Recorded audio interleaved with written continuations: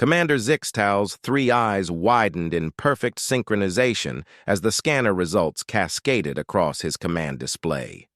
The sleek, Velthari dreadnought Crimson Talon had encountered thousands of species across the galaxy, cataloged their technologies, and absorbed their worlds into the ever-expanding hegemony. But this was different. Scanner Operative Kesserin. Zixtal's voice carried the harmonic undertones of barely controlled panic. Run the analysis again. There must be an error. The young operative's tendrils trembled as she rechecked the readings. Commander, the scans are accurate. The human vessel measures only 800 meters in length, a fraction of our dreadnought's size. Then why? Zixtal's voice dropped to a whisper that somehow filled the entire bridge. Does it register a power signature equivalent to our entire battle fleet? The human battleship Indomitable drifted silently through the void, its dark hull scarred by countless battles across a dozen star systems. To most species, it appeared unremarkable, a crude, angular construction lacking the elegant curves and biomechanical integration that marked truly advanced civilizations.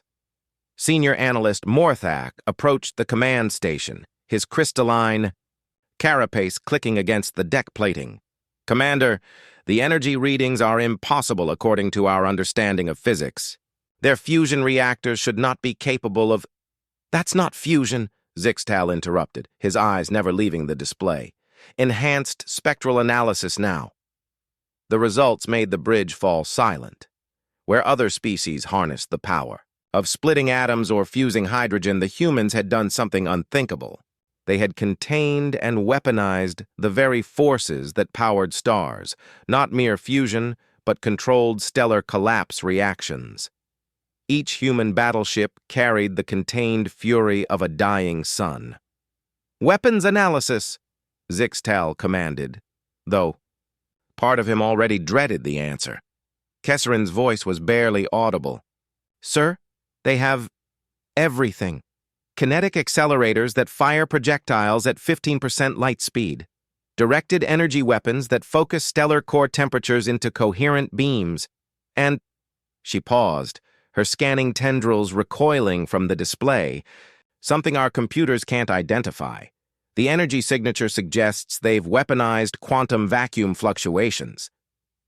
In the Indomitable's command center, Captain Sarah Chen reviewed the tactical display with practiced calm. The alien vessel was impressive. 3 kilometers of gleaming metal and organic curves, bristling with what appeared to be hundreds of weapon ports. It was beautiful in the way predators often were. Ma'am, reported Lieutenant Commander Jackson from the sensor station. They're running deep scans on us. Full spectral analysis, quantum resonance mapping, the works. Chen nodded.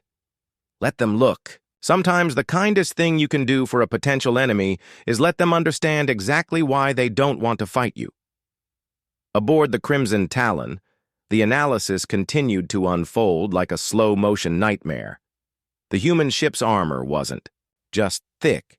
It was adaptive, incorporating materials that shouldn't exist outside of neutron star cores. Their hull contained layers of exotic matter that could deflect energy weapons by manipulating local space-time curvature. Commander, Morthak's voice had taken on the quality of someone reporting their own execution. We're detecting something else.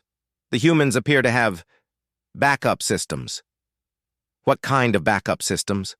The kind that suggests this single ship could continue fighting even after taking damage that would vaporize our entire fleet. Their combat computers are quantum-linked across 17 parallel dimensions. They have redundant power systems that tap directly into zero-point energy. And, sir, Morthak's carapace had gone completely white. Their crew appears to be cybernetically enhanced. Not just with implants. Their neural networks are integrated with AI systems more advanced than our most sophisticated computers. Zixtal stared at the tactical display, watching the human ship's slow, deliberate movement through space. It wasn't retreating or advancing, it was simply waiting. Like a predator so confident in its abilities that it felt no need to posture or threaten. Commander, Kesserin's voice broke through his contemplation. We're receiving a transmission from the human vessel. Captain Chen's face appeared on the main screen, her expression neutral, but her eyes sharp with intelligence. When she spoke, her words carried the weight of absolute certainty. I am Captain Sarah Chen of the Earth Federation Battleship Indomitable. We've detected your scans of our vessel. I want to be perfectly clear. We're not here to threaten you, but we're prepared for any outcome you choose. She paused, letting the implications settle. You've now seen what a single human battleship carries. What you haven't seen is that we never travel alone. There are currently 47 other vessels of various classes within a 3 light-minute radius of your position, including our dreadnought Vengeance, which makes the Indomitable look like a patrol boat. The transmission ended, leaving the Velthari Bridge in stunned silence. Zixtal's tactical officer, a veteran of 73 successful conquests, spoke in hushed tones. Commander, recommend immediate withdrawal. This species, they didn't just develop weapons of war. They appear to have turned the entire concept of warfare into a science. Agreed, Zixtal said, his voice hollow. Navigation. Plot a course. Away from human space. Maximum speed. As the Crimson Talon began its retreat, Zixtal made a mental note to update the Hegemony species database. Next to the entry for humans, he would add a simple notation: do not engage under any circumstances. The Indomitable watched the alien vessel depart, its sensors tracking the retreat until the ship vanished into hyperspace. In the captain's quarters, Chen allowed herself a small smile. Humanity had learned long ago that sometimes the most decisive victory was the one you never had to fight.